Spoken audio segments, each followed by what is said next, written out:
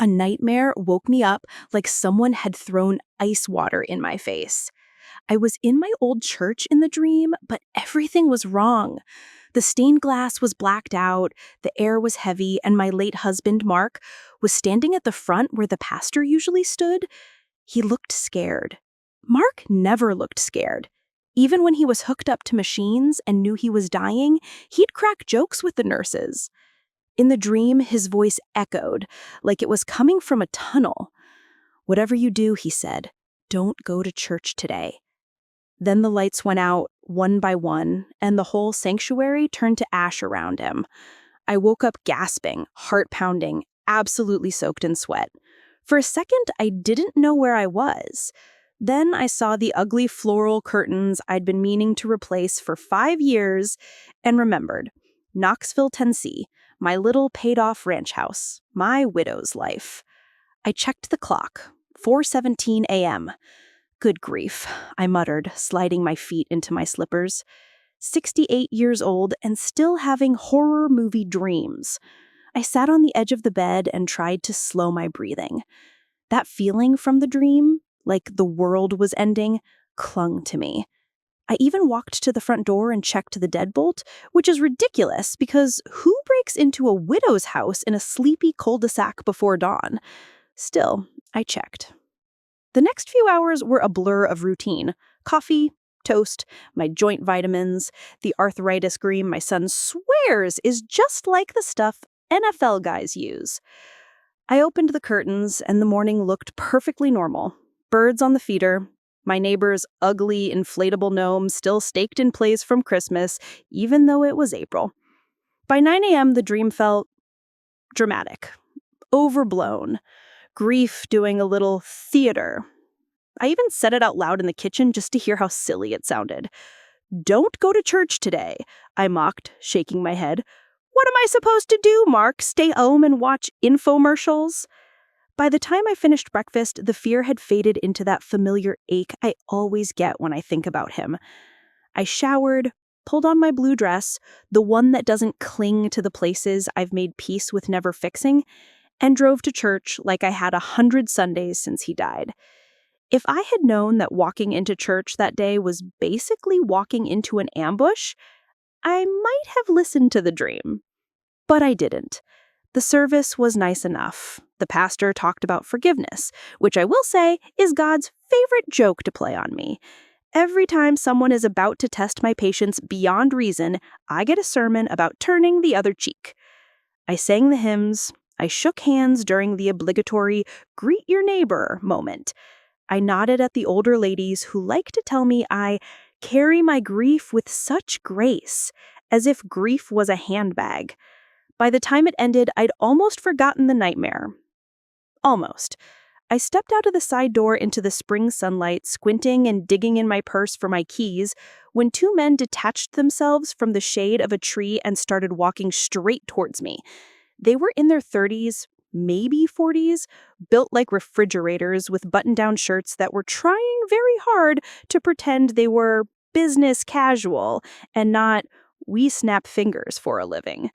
One had a shaved head and wraparound sunglasses. The other had a mustache that looked drawn on with a Sharpie. "Mrs. Walker," the bald one said, everything in me went cold. I'm a widow who lives alone. I am very aware of who knows my name and who doesn't. These men didn't. "Yes," I said, clutching my purse a little tighter. "Ma'am, we're friends of your son's. Just here to check in on you, wish you well." He smiled in a way that made me feel like a bug under glass. Friends of my son. That already stank. My son, Jason, lives in Colorado with his wife and 2 kids. His friends do not materialize out of thin air in a church parking lot in Tennessee. "Funny," I said. "Jason didn't mention I'd be getting a welcome committee." Mustache guy chuckled like I told a dirty joke. "Well, you know how boys are. We're more business acquaintances." That word, business, lit up my spine. I only knew one person in my life who liked to throw that word around when she wanted to sound more put together than she actually was. My daughter, Amber. Baldy cleared his throat. We actually came to talk about Amber's new business, Brighter Day Wellness. You know it. I did. Of course I did. I'd loaned her $5,000 just to get through the first 3 months, which had somehow turned into 10, plus me co-signing for some supplies, plus free babysitting whenever she needed to take a meeting. "How's it doing?" I asked, cautiously. He put on a sympathetic face that I recognized from every sleazy salesman I'd ever met. "Struggling, ma'am. She's behind on some obligations, but we're reasonable folks. We're all about solutions." I didn't say anything. I just watched him. Let him talk. He continued. "Now, if the business closes, there's still the matter of what's owed. With interest, with fees, you know how it goes. And your daughter, she doesn't have anything in her name that covers that kind of balance." There it was, the thing they'd come to say. "Meanwhile," Mustache Guy chimed in, "you've got this nice house, paid off, great neighborhood, very valuable asset." It felt like the church behind me just fell away, and there I was standing on the edge of a cliff. "You're saying," I said slowly, "that if Amber's business fails, you expect me to sell my house to cover her debts?" "Oh, no," Baldy said, hands up, fake offended. "We're not expecting anything. We're just letting you know how things stand. She's a smart woman, your daughter. She told us you'd be willing to help. That family sticks together." I could almost hear Amber's voice in his mouth, bright and pushy and entitled. "Mom will fix it. Mom always fixes it." I understood exactly what they were doing. This wasn't a conversation. This was a warning. "I appreciate the information," I said, my voice icy. "I'll sort things out with my daughter." They looked at each other. Baldy nodded like he'd just closed a deal. "That's all we ask, ma'am. You have a blessed day." I watched them walk away across the church parking lot, disappear into a black SUV that definitely never held a Bible. As soon as they were out of sight, I pulled my phone out and called Amber. She answered on the second ring, music blaring behind her. "Hey, Mom, what's up? I'm in the middle of something." "You borrowed money from some very shady men," I said, without preamble. "They came to church. They know where I live. Explain." Silence. Then a long sigh. "Oh my God, Mom, it's fine," she said. "They're just investors. It's like a private loan. The bank was being ridiculous about the last expansion." "Amber," I closed my eyes. "They said if your business fails, I'm expected to sell my house." "Well, yeah," she said, like I was being slow. "It's my business, but I can't just shut it down with debt hanging over me. This is how startups work. You need backing. So just mortgage the house. That old shack is going to fall apart soon anyway." There it was. Not a question, not a, "Could you," not a, "I'm so sorry, I messed up." Just an instruction. Just an assumption. "Well, Mom, it's my business," she added when I didn't answer right away. "We're going to be huge once we get through this bump. You'll get the money back and then some. You should see the new red light therapy room." "You know what, Amber?" I cut in. "What?" "Deal with your problems yourself." And I hung up the phone. My hands were shaking, but it wasn't fear. It was rage. Familiar rage. The kind you get after years of picking up pieces and realizing someone's been dropping them on purpose because they know you'll bend over and grab them. I told myself that this, finally, would teach her to be an adult. I told myself I was done rescuing her. I told myself a lot of things that turned out to be half true. Because the next Sunday, I came home from church and found a moving truck in my driveway and strangers carrying my couch out my front door. For a second, I thought I had the wrong house. That's how surreal it was. My blue-gray ranch, my flower bed, my cracked driveway, all exactly the same. But my front door was propped open with a milk crate, and two men I'd never seen in my life were maneuvering my antique dresser down the front steps like it was theirs. "Excuse me," I said, marching up the path. "What is going on here?" One of them looked up. "You Mrs. Walker?" "Yes," I snapped. He jerked his head toward the driveway. "You'll want to talk to the deputy, ma'am."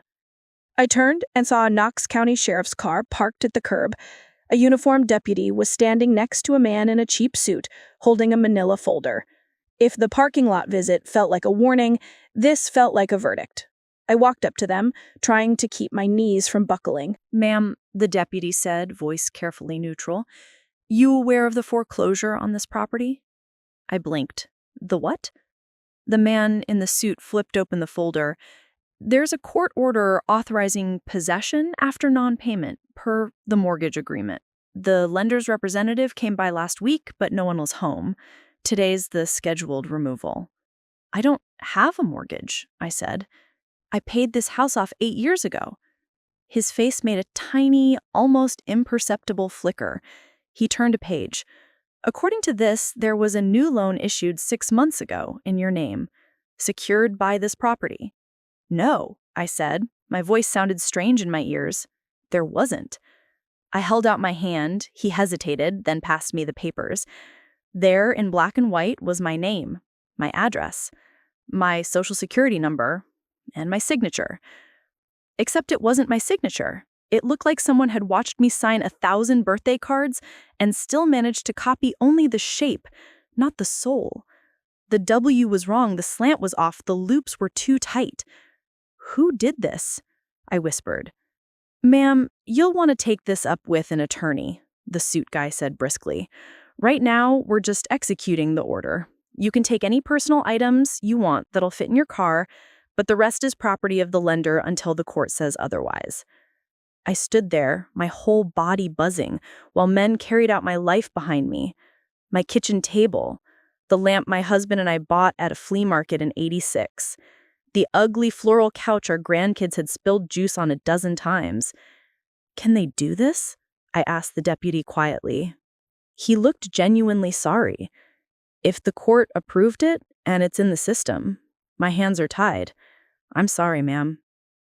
I walked inside in a daze, grabbed a bag, and started stuffing it with documents. Deed, birth certificates, passport, anything that had my name on it and hadn't been forged. By the time I walked back out, they were loading my dresser into the truck. I watched it go like I was at a funeral.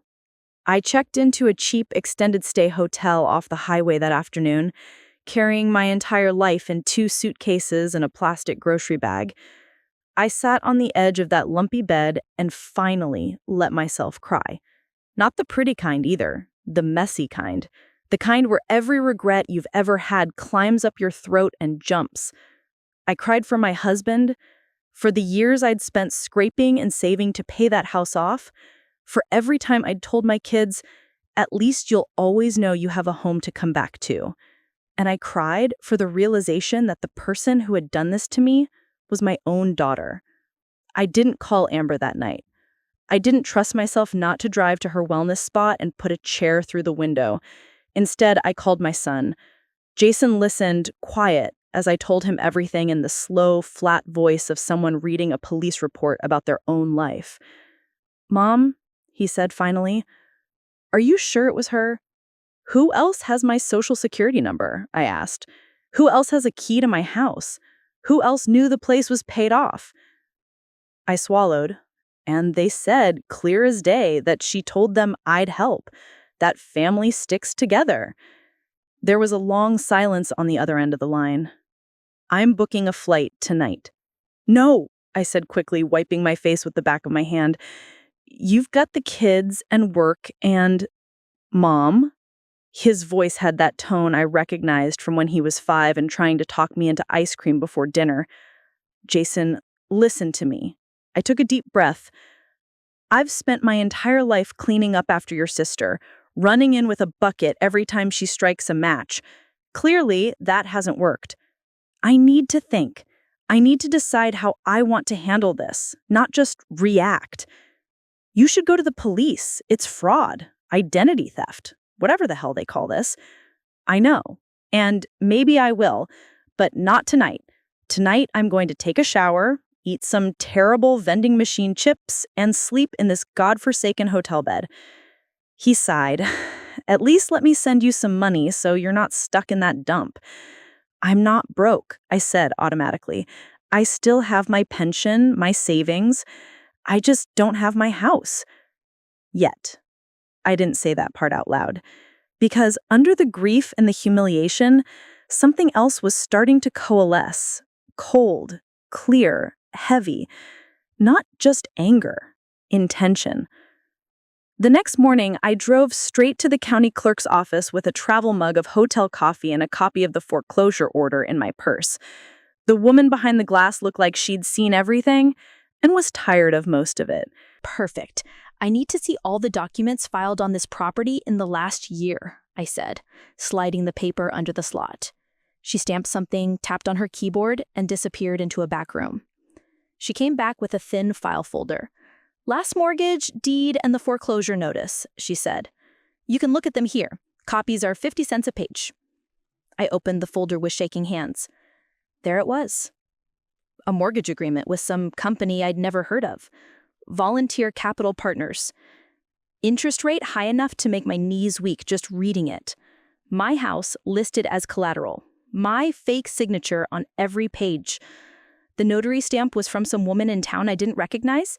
The date was 6 months ago, right around the time Amber had been gushing about expanding the wellness center and bringing in investors.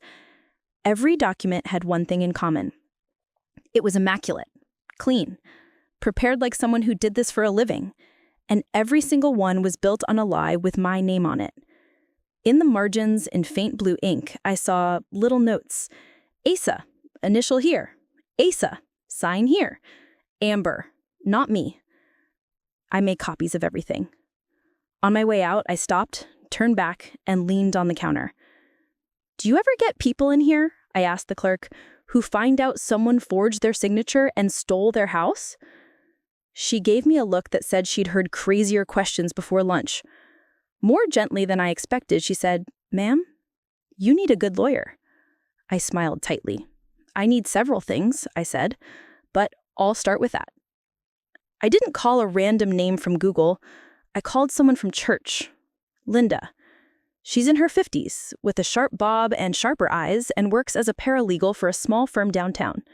She also runs the church's bake sale operation like a 4-star general. When I told her what happened, she turned the shade of a storm cloud. "Bring everything to my office," she said, "today." By 2 o'clock, we were sitting in a cluttered conference room, papers spread out like a crime scene. "This is fraud," she said immediately. "No question. Whoever notarized this is either crooked or asleep at the wheel. And this Volunteer Capital Partners," she flipped through. "I've never heard of them. That's not a bank. That's a shell." "So we go to the police?" I asked, even though the idea of walking into a station and saying, "Hi, my daughter stole my house," made me want to throw up. "We will," she said, "but if you file a criminal complaint right now, it's going to move at a snail's pace and you'll be homeless in the meantime. Crime victims don't exactly get express service." I snorted. Story of my life. "What we need," Linda went on, "is leverage and information. We need to know exactly who these people are and what they've got on Amber. Because right now, they're holding your house like a pawn. If there's dirt on them, we flip it." I looked at her. "You talk like you've done this before." She gave a humorless smile. "I worked in collections for a few years. There are a lot of, creative lenders in this state who count on people being scared and ignorant. I'm scared. I'm not ignorant." "Good. That's a start." We spent the rest of the afternoon making lists. Who to call, what to check. She pulled up state business registries and licensing boards. Volunteer Capital Partners was technically registered, but had no website, no physical signage, just a suite number in a building downtown they shared with 6 other financial services companies. "Shady, party of one," she muttered, writing something down. "What about Amber? What do I do about her?" She leaned back. "What do you want to do?" I thought about my daughter as a baby, as a teenager, as a grown woman standing in my kitchen 3 months ago, waving her manicured hands and saying, "You'll get it back, Mom. This is how business is done." "I don't want to send my own daughter to prison," I said quietly. "But," she prompted. "But I also don't particularly want her to keep breathing without consequences. So I'm walking a very thin line right now." She nodded like that made perfect sense. "Then we aim up the food chain. the lenders, the notary, whoever orchestrated this. And if Amber has to help us bring them down to save her own skin? She shrugged. Consequences. It wasn't the police. Not yet. But it was a plan. A week later, I walked into Brighter Day Wellness for the first time since this all started. It was in one of those strip malls that try very hard not to look like strip malls, with med spas and frozen yogurt, and a place that sold crystals to suburban women who like to say they're spiritual but not religious. The sign out front was lavender. Inside, the air smelled like eucalyptus and credit card debt. "Hi, welcome to Brighter Day," chirped a too young girl at the front desk. "Do you have an appointment?" "I'm here to see Amber," I said.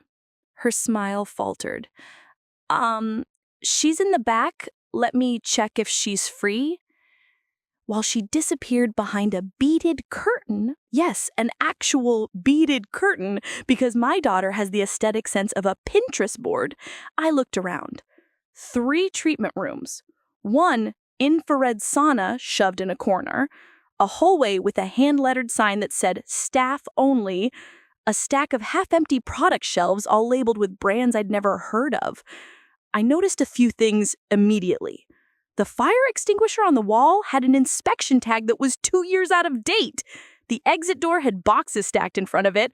There were no visible permits or licenses displayed anywhere, which is interesting given how many services on her menu definitely required them. It took Amber a full 5 minutes to come out, which told me exactly where I ranked. When she did, she looked good. Too good. New hair, new lashes, new sneakers that cost more than my first car. "Mom," she said, like she was genuinely happy to see me. "Why didn't you tell me you were coming?" "Because I didn't want you to have time to run," I said. She rolled her eyes. "Oh my God, are you still mad about the house? We talked about this." "We did not talk about you forging my signature and getting my home repossessed," I said. "We talked about you wanting me to mortgage the house. Those are different conversations." Her mouth tightened. "I didn't forge anything." "Let's not insult each other's intelligence," I said calmly. "I've seen the paperwork. The fake signature, the notary, the whole circus." Her eyes darted to the front desk girl, who was studiously pretending not to listen. "Can we do this in the back?" she hissed. We went into a tiny office that looked like she'd cobbled it together from Amazon and Goodwill. She closed the door. "Mom," she said in her soothing wellness coach voice, "you're overreacting. This is how business works. I needed collateral. You were going to help anyway. I just expedited the process by stealing my identity and my house." "It's not stealing if I was going to pay it back," she snapped. "You act like I'm some kind of criminal. What would you call someone who lies on legal documents and uses someone else's property as collateral without asking? An entrepreneur?" "You're not homeless," she shot back. "You're in a hotel, you have money, you're fine." There it was. The deep, ugly belief. "You're fine, Mom. You always land on your feet, so it's okay if I shove you." I took a breath. "Did you send those men to church?" I asked quietly. Her eyes widened. "What men?" "The ones who met me in the parking lot?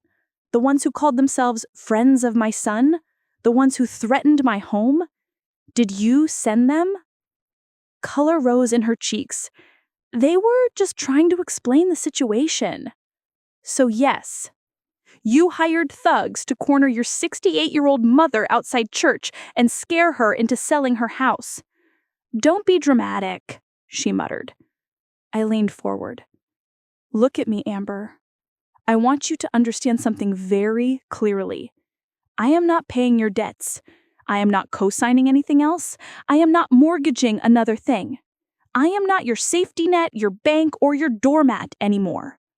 She crossed her arms. "You can't just abandon me, Mom." "I'm not abandoning you. I'm stepping out of the way so the consequences can finally catch you." Her eyes filled with angry tears. "If you go to the police, you'll destroy my life," she whispered. "I haven't gone to the police. Yet. She swallowed. Then what do you want? Money, equity, a stake in the business? You want me to put your name on it? I almost laughed. No, I said. I don't want any piece of this mess. I walked out before she could answer, taking one last look around. The expired fire extinguisher, the blocked exit, the absent permits. My daughter thought she'd taken everything from me when she took my house. She had no idea I was about to take everything from her. The thing about being my age is people underestimate you. They assume you're confused or tired or harmless. They don't assume you have a steel trap memory, 3 decades of office experience, and absolutely nothing left to lose. Step 1 of my revenge was simple: information. Linda and I filed a complaint with the state's Consumer Protection Division about volunteer capital partners. Just the facts: forged documents, unlicensed lending, threatening behavior. We didn't embellish. We didn't have to. We also started looking for other people like me. Turns out, when someone is dirty enough, there are always others. A quick search turned up a man in his 70s whose rental property had been refinanced through the same outfit and accidentally transferred to them when he defaulted on predatory terms.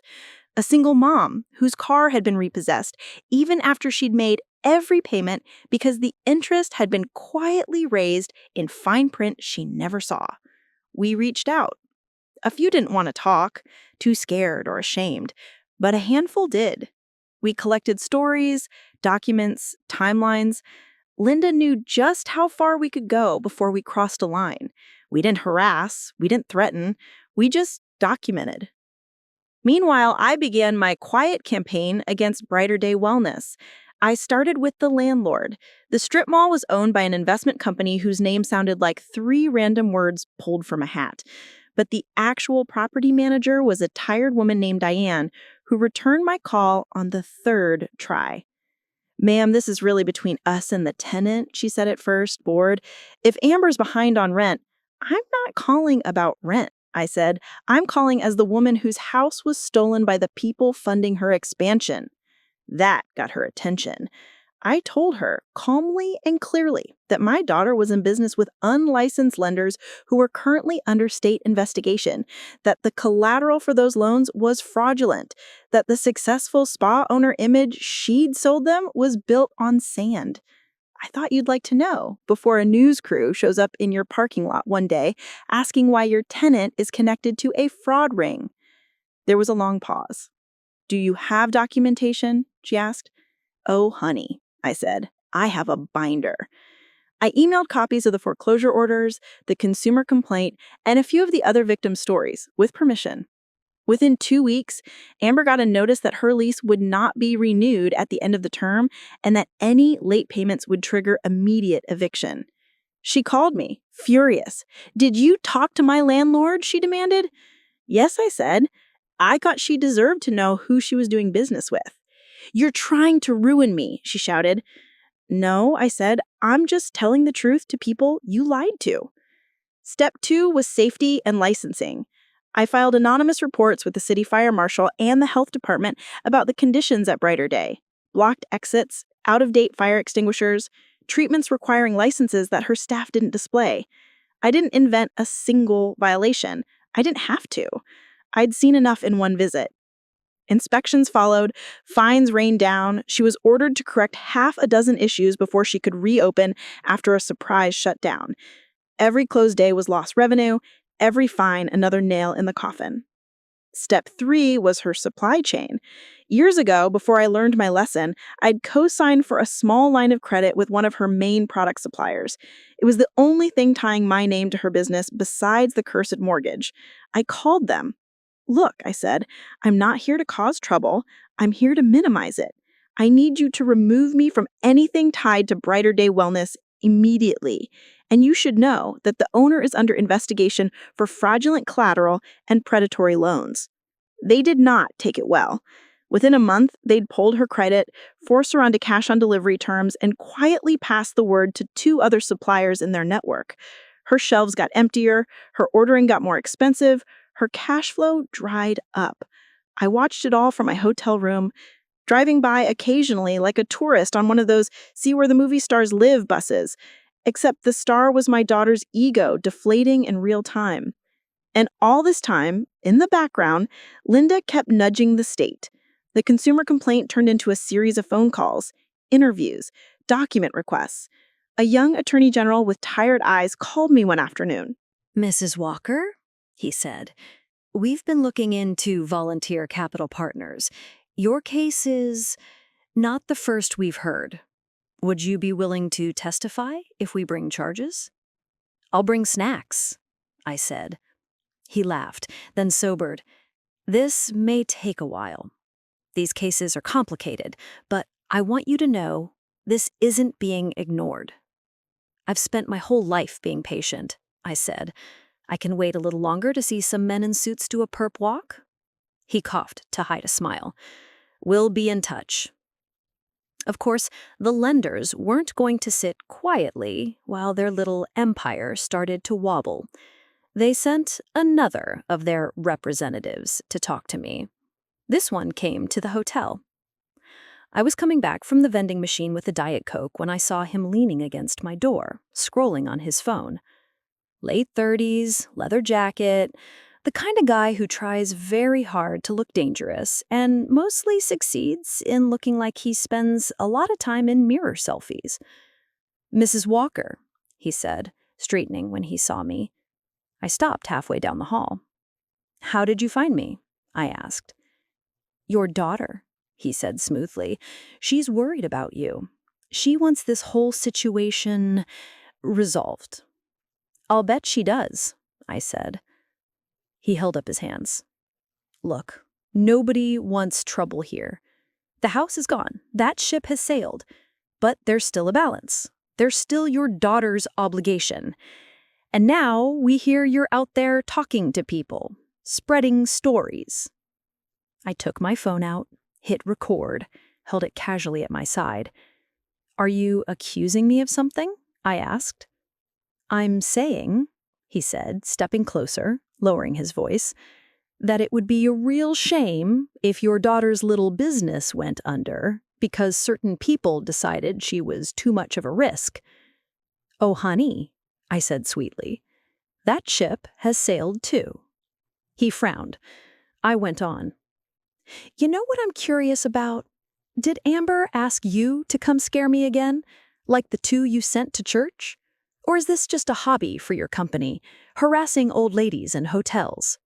His nostrils flared. "She didn't want us to come at all," he snapped. "She said it was a bad idea after the last time."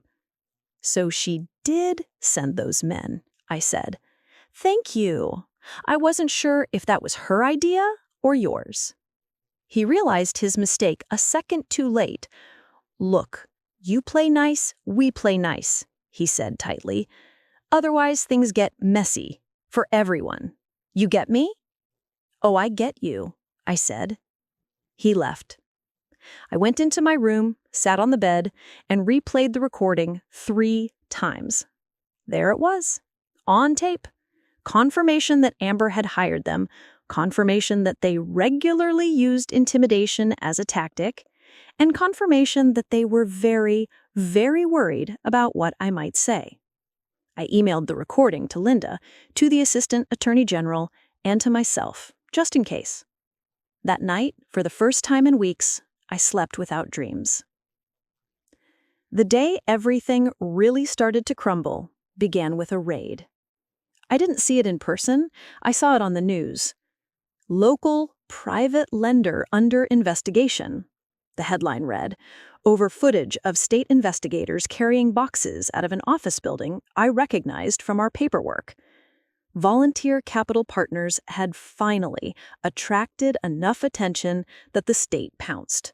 Fraud, unlicensed lending, predatory interest rates. There were words like racketeering thrown around, which I'd only ever heard on crime shows. The anchor mentioned allegations of forged documents and coercive collection tactics. That'd be me. I watched it, with my coffee, feeling something in my chest unclench that had been wound tight for months. 10 minutes later, my phone rang. It was Amber. "Did you see the news?" she demanded, skipping hello. "I did," I said. "They raided Vince's office," she said, panicked. "They took everything. His computers, his files, everything." "I'm aware how raids work. If they go through those files, they're going to see all my loan documents. They're going to see your mortgage, the one in your name." "Yes." "And then they're going to come after me," she whispered. "Oh my God, Mom, am I going to jail?" "It depends," I said. "On what?" she snapped. "On whether you decide to keep lying or finally tell the truth. To them, to me, and to yourself." She was breathing hard. I could practically hear the gears turning in her head. But for once, her usual, "I'll smooth talk my way out of this" routine wasn't cutting it. "These guys are criminals," I said quietly. "Real ones. Not diet criminal, not creative investor. They used you. They dangled money in front of you and let you offer up everything that wasn't nailed down in your life, including me." "I didn't know," she said weakly. "Yes, you did," I said. "You just didn't care. Not enough." Silence. "What do I do?" she asked finally, small as a child. "You call a lawyer," I said. "You tell them everything. You offer to cooperate. You testify. You give up any right to my house, now or ever. And you understand that your business is done. Over. You never borrow like this again. You get a real job like everyone else." Her voice cracked. "You're enjoying this, aren't you?" "No," I said honestly. "There's no joy in watching your child drown in a pool she dug herself. But I'll tell you what I do feel." "What?" "Relief," I said, "because for the first time in years, I am not the one holding your head above water while you keep drilling holes in the boat." She started crying, not the dramatic, manipulative crying she used to do when she wanted something. Real crying, ugly crying, the kind I'd done on that hotel bed. "I'm scared," she whispered. "So am I," I said. "But being scared doesn't mean you get to skip consequences." We hung up, and I sat there a long time, staring at the blank TV screen. I'd wanted revenge. I had it. In spades. Her business was hemorrhaging money. Her landlord wanted her out. Her suppliers had cut her off. Her investor was about to be in handcuffs. And still, my house was technically not mine. Not yet. That came later. The legal part moved slowly and all at once. Amber hired a lawyer who specialized in white-collar misses. He reached out to the state, arranged meetings. She brought every email, every text, every contract she had with volunteer capital partners. She told them about the church parking lot intimidation, the hotel hallway conversation, the forged documents, the notary she'd never actually met. She did not do this because she'd suddenly found a conscience. She did it because it was the only way to avoid being in the same boat as the men who'd orchestrated it all. But I didn't care why she did it. I only cared that she did. Her lawyer also reached out to mine. Yes, by then I had my own. And we struck a bargain. I agreed not to personally press separate criminal charges against Amber for forgery and identity theft, as long as she fully cooperated with the state's case against the lenders and signed a sworn statement attesting that the mortgage documents had been created without my knowledge or consent. In exchange, her lawyer would support our motion in civil court to have the fraudulent mortgage voided and my title restored. The judge, who eventually sat through all of this, looked like he'd rather be anywhere else. I can't blame him. Family drama wrapped in financial crime is tedious to everyone except the people living it. But he read the documents, he listened to the testimony, he watched the recording of the hallway conversation, he saw the notary's signature and heard her stumble through inconsistent answers about when exactly she'd supposedly witnessed me signing. In the end, he ruled that the mortgage had been obtained through fraud. The security interest, my house, was voided. The foreclosure and transfer were unwound. On paper, at least. It still took months of bureaucracy to drag my little blue-gray ranch back into my name, to reverse entries in databases, fix tax records, reissue a deed. But the day I held that new deed in my hands with my name on it and nobody else's, I felt like someone had lifted 100-pound weight off my chest. I moved out of the hotel and back into my house with a truck full of replacement furniture, courtesy of my son and daughter-in-law, who insisted on coming down and christening the place with new cushions and 2 fancy kitchen gadgets. The old stuff, the original pieces, some I got back through the court-appointed receiver who'd sold them off. Some I never saw again. But the walls were the same. The front door was the same. The feeling, though, was different. This wasn't just a house I'd built with my husband. It was a house I'd taken back. As for volunteer capital partners and the men who thought they could bully an old woman into giving up her life, they ended up exactly where people like that always swear they never will. In court, in suits they didn't choose for themselves, listening to their own paper trail being read back to them. Fraud, unlicensed lending, extortion by threat, A whole string of words you never want associated with your name. They went to prison. Not because I'm some kind of vigilante, not because I egged anyone's car or firebombed an office, because I did something much scarier to people like that. I kept records. I told the truth. I refused to shut up and go away. Now, my daughter, her business did not survive. Between the lost lease, the fines, the tainted reputation. Trust me, when your lender ends up in handcuffs, word gets around. Brighter Day Wellness shut its doors within the year. There was no dramatic going out of business sign. One day, it just wasn't there anymore. The lavender sign came down, the beaded curtain disappeared. Some other hopeful enterprise moved in, probably thinking their passion would protect them from math. For months after, our relationship was minimal. She texted occasionally, I answered, but briefly. Birthdays, holidays, we kept things polite, like people who used to know each other well and now only remember the bad parts. Then, one Sunday, about a year after the raid, she came to church. She hadn't set foot there in years, said it made her feel judged to be around people who could quote Corinthians, but didn't know the importance of brand identity. I saw her slip into the back pew halfway through the opening hymn, saw her stand there, small and stiff, in a simple blouse and flats, not a boutique stitch in sight.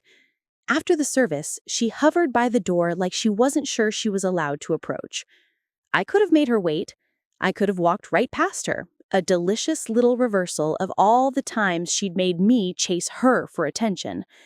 Instead, I walked up and stopped in front of her. "Hi, Mom," she said, voice tight. "You look nice."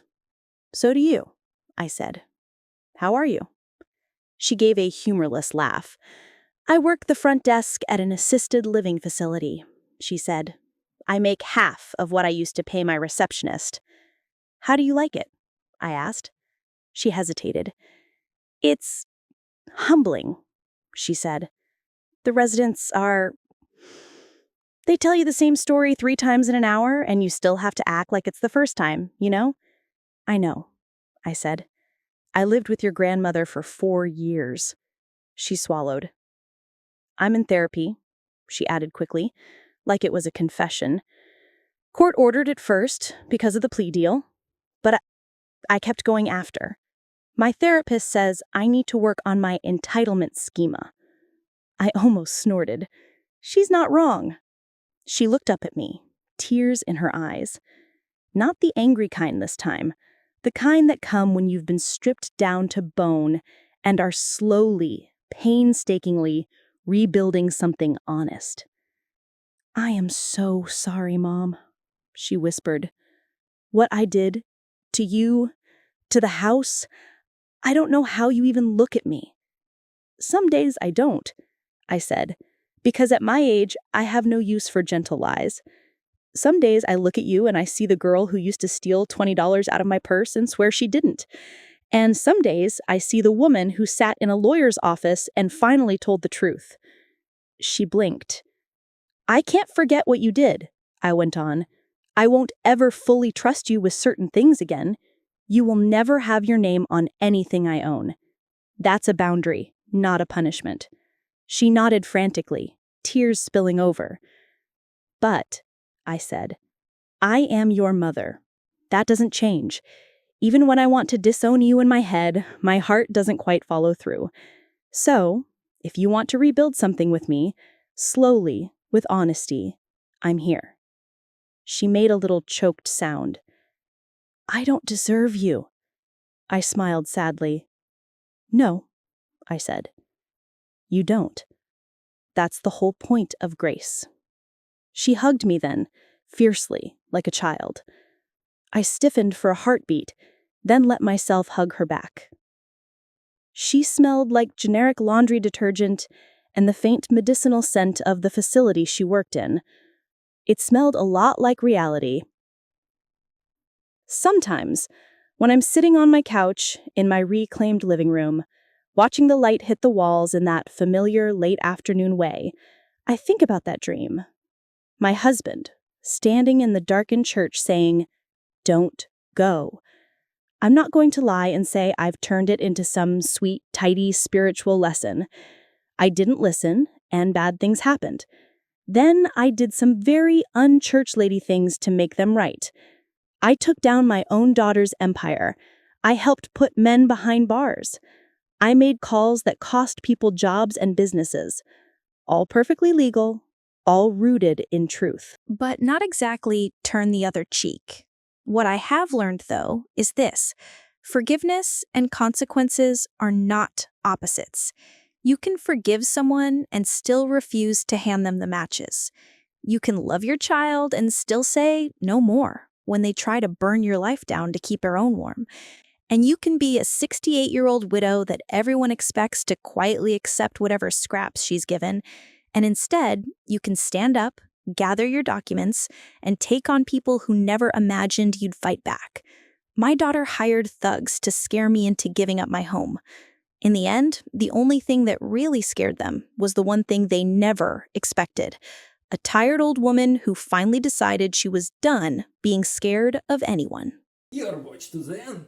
Be click here. You will hear another story from my grandma.